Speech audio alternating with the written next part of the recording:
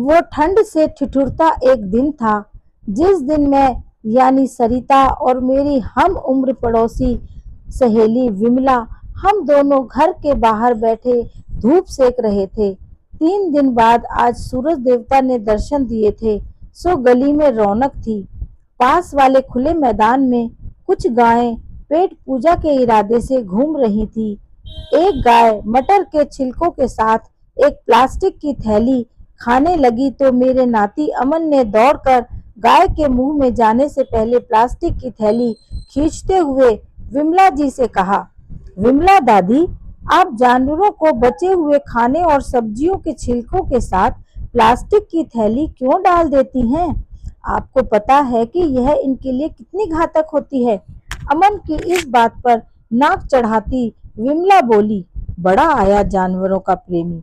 कभी कभार गलती से एक आध प्लास्टिक की थैली आ गई तो क्या, मैं तो बचे हुए खाने व अन्य चीजों से इनका पेट भरती हूँ, उसका क्या?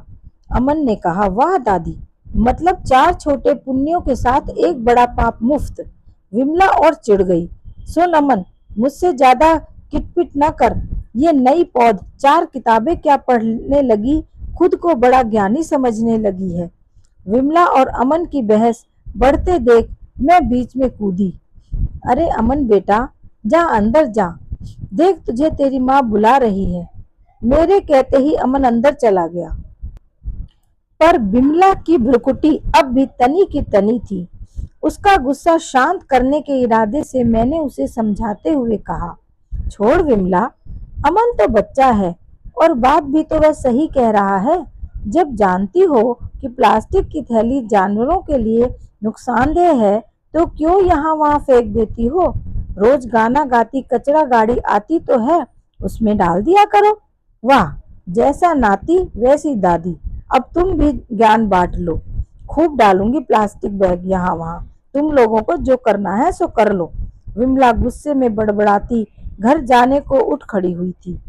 तभी उसका नाती राहुल अमन को पूछता हुआ आ गया, सरिता दादी, अमन है क्या?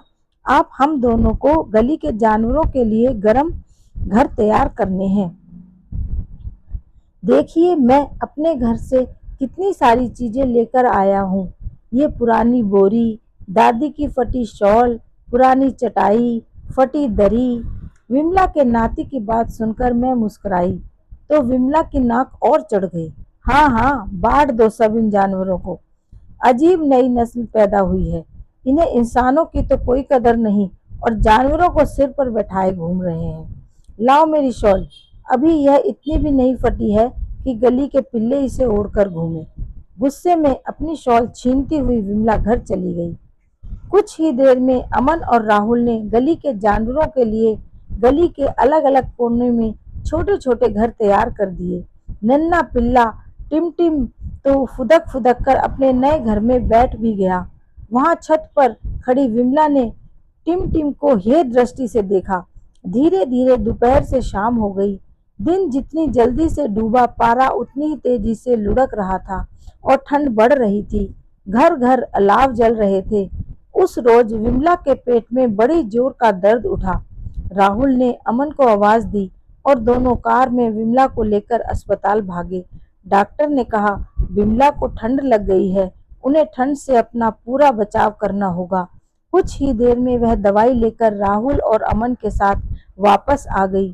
दूसरे दिन फिर सूरज निकला तो मैंने देखा विमला सूरज और अमन के साथ मिलकर गली में पड़ी पॉलीथिनों को बीन रही है और साथ ही वह जानवरों के लिए अपने तमाम पुराने गर्म कपड़ों को लेकर भी आई है।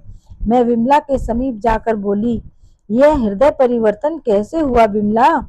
विमला बोली, हमारी अमन और राहुल जैसी नई पौध के कारण। सरिता बहन, सोचो जरा, जब मुझ जैसी महिला को सर्दी लग गई तो नीचे से ऊपर तक पूरी तरह गर्म कपड़ों से पैक रहती है, तो इन मूक जानवरों का वाकई में क्या होता होगा।